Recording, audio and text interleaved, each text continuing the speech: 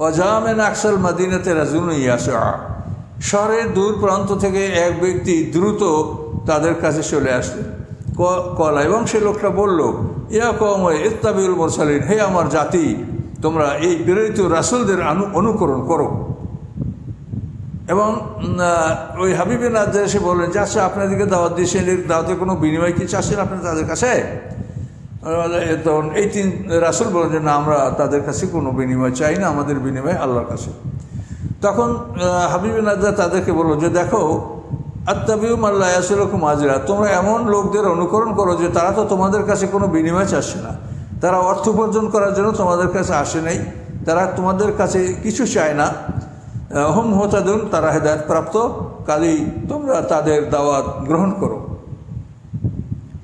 এভাবে সে তাদেরকে বুঝালেন এবং তিনি নিজের ব্যাপারটা বললেন, আমালি আল্লাহ আবুদুল্লাযী ফাতারানি ওয়া ইলাইহি তুরজাউন, আমার কি হয়েছে যে আমি ইবাদত করব না এমন আমার মাবুদের, যিনি আমাকে সৃষ্টি করেছেন। ফাতারানি মানে আমার আদি স্রষ্টা, অরিজিনেটর, মানে তিনিই আমাকে মৌলিকভাবে সৃষ্টি করেছেন।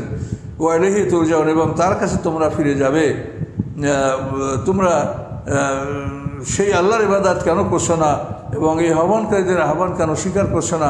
এইভাবে তিনি তাদেরকে নসিহত করতে শুরু করেছিলেন।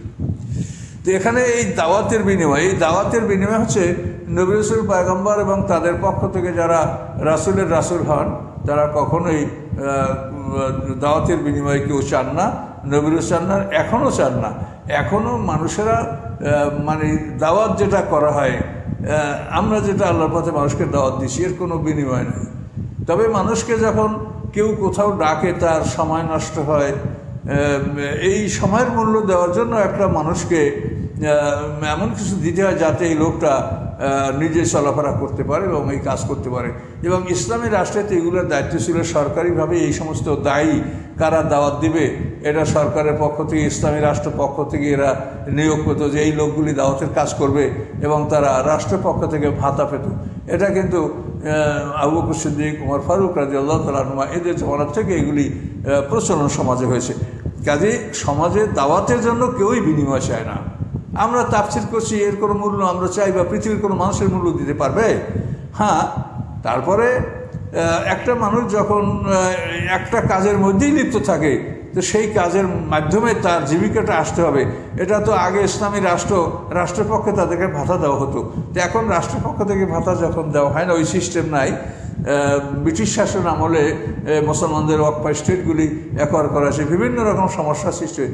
এখন এই মানুষগুলি যারা এই কাজে নিয়োজিত আছে, তাদের সম্মানের সাথে চলাফেরার মতো তাদেরকে কিছু দান করা, এটা মানুষের কর্তব্য, এটা মানুষ করবে। কিন্তু এটার মানে এই না যে আপনি দাওয়াতের মূল্য তাদেরকে দিচ্ছেন। ইমাম সাহেব আপনার নামাজ পড়ায়, এই জন্য তার নামাজের জন্য আপনি তাকে বেতন দিচ্ছেন তা না। এটা হচ্ছে যে তার আপনি সময়টা ধরে রেখেছেন। ইমাম সাহেব নামাজ পড়ানোর জন্য সে অন্য কোনো কাজে যেতে পারছে না। একটা লোক 5 ওয়াক্ত নামাজ পড়াবে, কেমন করে অন্য কাজ করবে? কাজে এই একটা লোকের সময়টা যখন আপনি তার দখল করবেন, তার সময়টাকে আপনি নিয়ে নেবেন, এই সময়ের জন্য আপনাকে মূল্য দিতে হবে যাতে সেই লোকটা চলতে পারে। আপনার ইমামতিতে সে আটকা না থাকলে সে যদি বাইরে একটা কাজ করতো, তো এই কাজের মাধ্যমে তার জীবিকা আসতো।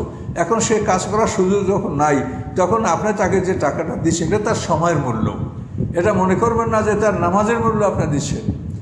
কাজে একজন আলোচনাকারী, তাকে আপনি ডাকছেন, সে তার আপনাকে সে সময় দিবে এবং এইভাবে নিয়মিত যারা সময় দেন, তারা যদি এই কাজেই লিপ্ত থাকেন, তাহলে তাদের চলাফেরার ব্যবস্থা এটা জনসাধারণ করে, এটা জনসাধারণের নৈতিক দায়িত্ব, যেহেতু রাষ্ট্রের পক্ষ থেকে এরা ভাতা পাচ্ছে না।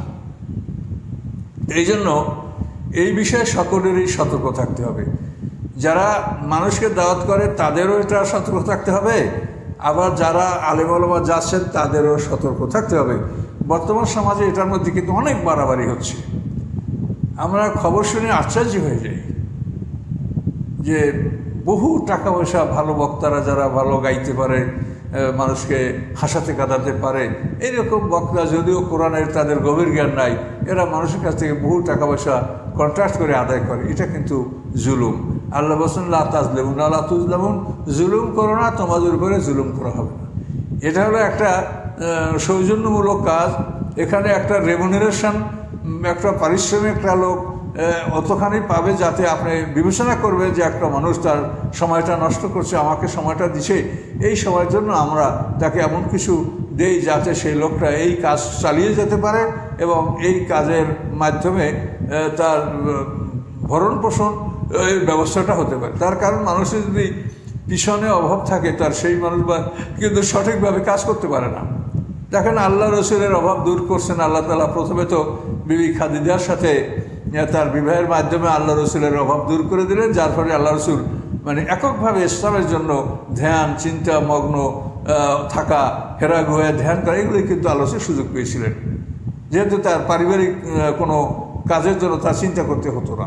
কাজে এই জন্য যারা যে কাজ করে সে কাজের প্রতি আপনাদের এটা লক্ষ্য রাখতে হবে, যেহেতু এরা রাষ্ট্রের পক্ষ থেকে ভাতা পায় না এই জন্য। এবং যারাই দাওয়াত করেন তারাও যেন জুলুম না করেন। আপনি ভালো গাইতে পারেন এই জন্য বা ভালো বক্তব্য রাখতে পারেন এই জন্য আপনি মানুষের জুলুম করবেন, এটা যেন না হয়। তাহলে এটা আমাদের মানে এটা সার্বিকভাবে আমাদের ক্ষতি ডেকে আনবে, গোটা সমাজ সমালোচিত হবে। এবং এই জন্য আলেম সমাজের ভালো মন্দ সবাইকে মানুষ সমালোচনা করবে, সমালোচনার সুযোগ পাবে। এবং যারা অনিসলামিক ক্ষমতা বা যে অনিসলামিক শক্তি যেটা আছে পৃথিবীতে তারাও এগুলো নিয়ে সমালোচনা করবে। কাজে এই জন্য একটা ভারসাম্য আমাদের রক্ষা করে সবাইকেই চলতে হবে, কর্তৃপক্ষকেও এবং আলেম আমাদেরকেও। কিন্তু কোনো আলেম বা কোনো আলেমের বক্তব্য সে বিক্রি করে না, এটা আল্লাহর কথাকে মূল্য দিতে পারে পৃথিবীর কেউ। কাজেই এটা হচ্ছে একটা মানুষকে চলার মতো একটা ব্যবস্থা করে দেওয়া যাতে সে চলতে পারে এবং এই কাজ করতে পারে। কাজ করার তো আপনাকে সুযোগ দিতে হবে, কাজ করার সুযোগ না পেলে একটা মানুষ কাজ কেমন করে করবে?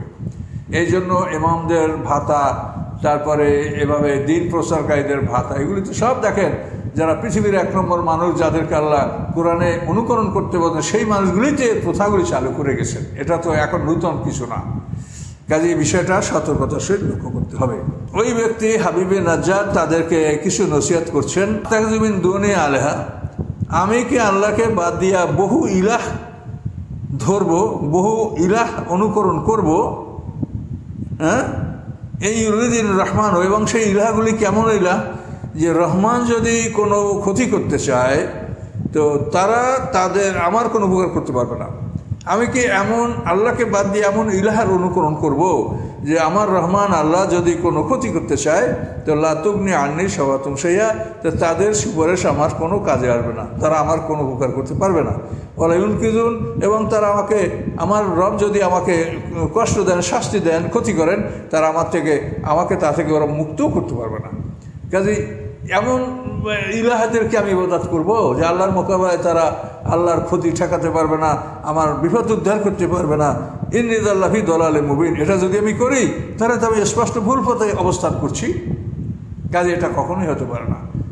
যারা আমার কোনো উপকার ক্ষতি করতে পারে না, রবের অনিষ্ট ঠেকাতে পারে না, আমাকে মুক্তি দিতে পারবে না, এমন ওদেরকে আমি কী কারণে ইবাদত করবো? এটা করলে তো আমি স্পষ্ট ভুল পথে অবস্থান করবো। বরং ইন্নী আমানতু বিরাব্বিকুম ফাসমাউন, নিশ্চয়ই আমি তোমাদের রবের প্রতি ঈমান এনেছি, তোমরা শোনো আমার কথা।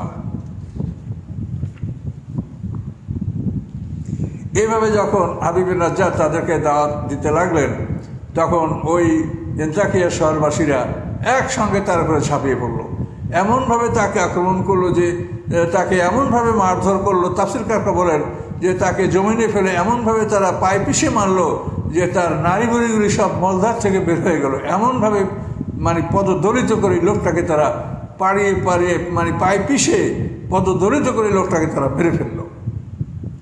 যখন এই লোকটাকে এভাবে মেরে ফেললো তখন তার জন্য আল্লাহর পক্ষ থেকে আদেশ করা হলো কিলাত খুলে জান্নাত, তার প্রতি আদেশ আসলো আল্লাহর পক্ষ থেকে যে তুমি জান্নাতে প্রবেশ করো।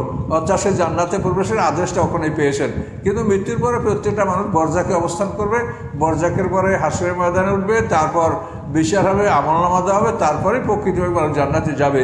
কিন্তু একে যে বলা হলো জান্নাতে প্রবেশ করে, এর অর্থ হলো তার জন্য জান্নাতের আদেশ ওখানে চূড়ান্ত করে দেওয়া হলো, এ বিনা হিসাবে জান্নাতি হবে, এর অন্য কোনো মানে হিসাব কিতাবের সম্মুখীন হবে না। এরা সাবিকুন আউয়ালুন, যারা অগ্রবর্তী প্রথমবর্তী, উলাইকাল মুকাররাবুন, যারা আল্লাহর নিকটতম, সে আল্লাহর নিকটতমদের মধ্যে মানে জান্নাতে যাওয়ার যে প্রথম গ্রুপ তাদের অন্তর্ভুক্ত হয়ে গেল।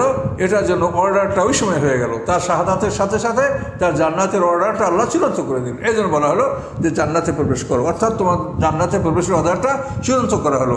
যদিও তুমি এখন কিছুকাল মানে আলামে বরজাক সামনে কিয়ামতের পূর্বক্ষণ পর্যন্ত তোমাকে সংরক্ষণ করাবে, সেটাও খুব ভালো জায়গা, ইল্লিন, সেটাকে আল্লাহ ইল্লিন বলছেন, অতি উন্নত জায়গা। সেখানে তাকে এখন সংরক্ষিত রাখা হবে। এরপরে বিচারের পরে তাকে বিধি হিসেবে জান্নাত দেওয়া হবে, কিন্তু আদেশটা ওই সময় জারি করা হয়েছে। তখন তিনি বললেন, ইয়া লাইতাকুম ইয়ালামুন। তিনি শাহাদাত বরণ করলেন। তারপরে এই কথাগুলি তিনি কিভাবে তিনি বলেছেন আর কিভাবে আল্লাহ তাআলা আমাদেরকে জানিয়ে দিয়েছেন, ওই লোকটার কথা, ওই শহীদ ব্যক্তির কথা হলো, হায় আমার জাতি যদি জানতো যে আল্লাহ তাআলা আমাকে কেন ক্ষমা করে দিয়েছে। তার এই বক্তব্যগুলি যেগুলি সে তার শাহাদাতের সময় সে বলেছে, সেই কথাগুলি হয়তো তার মুখ থেকে মানুষ শুনতে পায় নাই, কিন্তু তার কথাগুলি আল্লাহ তাআলা উদ্ধৃত করে দুনিয়ার মানুষকে শোনাচ্ছেন। যে এই শহীদ ব্যক্তি বলতেছিলেন যে হে আমার জাতি যদি জানতো বিমা গফারি রব্বি, যে আমার রব আমাকে কি কারণে ক্ষমা করে দিয়েছেন। আমাকে ক্ষমা করা দেওয়ার কারণ আমি মূর্তি পূজা শিরক আমি বর্জন করেছি, এক আল্লাহর ইবাদত করেছি, এক আল্লাহর গোলামি আমি মেনে নিয়েছি। আল্লাহ তাআলা এই জন্য আমাকে ক্ষমা করেছেন, যে আমাকে কেন ক্ষমা করা হলো এটা যদি জানতো হায় আমার জাতি। এই জন্য শাহাদাতের সময় তিনি এই কথাগুলো বলেছেন, কিন্তু এই কথাগুলি হয়তো বা তার মুখ থেকে মানুষ শুনতে পায় নাই, কিন্তু আল্লাহ তাআলা আমাদেরকে সেই কথাগুলি তার নিজের ভাষায়, আল্লাহর ভাষায় আমাদেরকে শোনায় দিচ্ছেন। তিনি বললেন বিমা গফারি রব্বি ও জাআলানি মিনাল মুকরামিন, এবং আল্লাহ তাআলা আমাকে সম্মানিতদের অন্তর্ভুক্ত করলেন। অতি সম্মানিত জান্নাতে এই লোকটা স্থান পাবে, যেহেতু তারা এইভাবে জুলুম করে হত্যা করলো। কি অপরাধ? সে এক আল্লাহর প্রতি আহ্বান করছিল, এই জন্য তাকে এইভাবে পদপিষ্ট করে, পদদলিত করে, পায়ে পিষে তাকে হত্যা করা হলো। আল্লাহ বলেন আমার বান্দাকে হত্যা করে তোমরা আরাম করবে?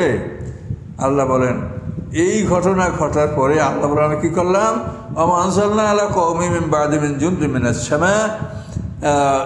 এই কাজ মিন বাদি মানে তার সাথে এই আচরণ করার পরে আমি এই জাতির উপরে আকাশ থেকে কোনো বাহিনী পাঠাইনি। অমাকুন্না মুনজিলিন, এবং বাহিনী পাঠানোর আমার প্রয়োজনও ছিল না। কি হয়েছে? ইনকানাতিল্লা সহিহাতান, বরং একটা প্রচণ্ড ধ্বনি, সহিহাতান ওয়াহিদান, একটা বিগ ব্যাং, একটা প্রচণ্ড শব্দ। ফাইজাম খমিদুন, এরপরেই তারা সব নির্বাপিত, নিভে যাওয়া আগুনের মতো ঠান্ডা হয়ে গেল। এক্সটিংগুইশড, একেবারে আগুন নিভে স্তব্ধ ঠান্ডা হয়ে গেল তারা। মানে কিভাবে? তাফসীরকাররা বলেন যে জিবরিল আমিন এসে তাদের শহরের দরজার দুই দিকে দুই হাত রেখে তিনি একটা চিৎকার করেছেন। এই চিৎকারের সাথে শহরের সমস্ত লোকগুলি মরে সব একেবারে ঠান্ডা হয়ে গেছে, একটা লোক আর সে শহরের বেশি ছিল না। এইভাবে তাকিয়া শহরের সমস্ত লোকগুলোকে হত্যা করল আল্লাহ একটা লোকের বিনিময়ে, যে তারা একটা লোক শহীদ করেছে। এর বিনিময়ে আল্লাহ তাআলা তাদের সবাইকে এভাবে ধ্বংস করলেন। এই ধ্বংস ইতিহাস আল্লাহ তাআলা এখানে কোরআনে আমাদেরকে তুলে ধরেছেন। তো এইভাবেই দেখেন ইব্রাহিম আলাইহিস সালাম একটা মানুষ, তাকে ধ্বংস করার চেষ্টা করছে, আল্লাহ তাআলা গোটা জাতিকে ধ্বংস করে দিয়েছেন। কাজে যিনি ক্ষমতার মালিক, তিনি তার একটা বান্দাকে রক্ষা করার জন্য তিনি একটা জাতিকে ধ্বংস করতে পারেন। এটা দেখেন ইব্রাহিম আলাইহিস সালামের ব্যাপারও হয়েছে, আর এখানেও কিন্তু তাই হলো।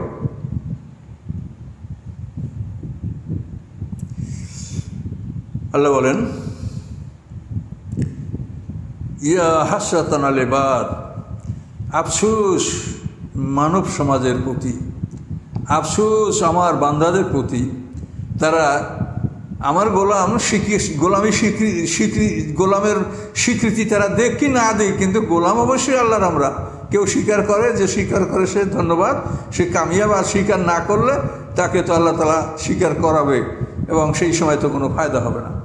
আল্লাহ ইয়া হাসরাতান আল ইবাদ, আফসোস আক্ষেপ বান্দাদের উপরে। মায়াতিহিম বির রাসূলিন লাকানু ইয়াস্তাহজিউন, তাদের কাছে কোনো রসুল আসে নাই, বরং যখনই রসুল আসে তখনই তারা রসুলদের সাথে উপহাস করেছে। এ হলো মানুষের স্বভাব। এটা আল্লাহ বলছেন যে পূর্ববর্তী জমানায় এই অবস্থা ছিল, আর সেই আস্তে আস্তে একেবারে শেষ পয়গম্বর মুহাম্মদ সাল্লাল্লাহু আলাইহি ওয়াসাল্লাম পর্যন্ত একই অবস্থা চলে আসে, যে নবী রাসূলদেরকে তারা উপহাস করছে। আলাম ইয়ারাও কামা হালাকনা ক্বাবলাহুম মিনাল কুরুন, তারা কি দেখে না যে তাদের আগে আমি কত জাতিকে আমি ধ্বংস করেছি। আন্নাহুম ইলাইহিম লা ইয়ারজিউন, তারা তাদের কাছে আর ফিরে আসে না, তারা কোনোদিন ফিরে আসবে না। নূহ আলাইহিস সালাম থেকে আরম্ভ করে একে একে বিরাট ধ্বংসগুলি কি তারা দেখে না? নূহ আলাইহিস সালামের জাতির ধ্বংস, আদ জাতি, সামুদ জাতি, কওমে তুব্বা, আসহাবে আইকা, ফেরাউন সম্প্রদায়, নমরুদ সম্প্রদায়, এর ধ্বংসগুলি কি তারা দেখে না যে তারা এমনভাবে ধ্বংস হয়ে গেছে আর পৃথিবীতে ফিরে আসছে না? ওয়ান কুল্লুল লাম্মা জামিউল লাদাইনা মুহদারুন, এবং নিশ্চয়ই তাদের সবাই আমার কাছেই উপস্থিত হবে। এর মানে না, আর লাম্মা মানে ইল্লা, না এবং ইল্লা, লা ইলাহা ইল্লা, লা এবং ইল্লা দ্বারা কথাটাকে শক্ত করে বোঝানো হয়, মানে ইমফ্যাটিক ওয়ার্ড, এটা মানে একটা জোর দিয়ে বোঝানোর জন্য এই শব্দগুলি ব্যবহার করা হয়।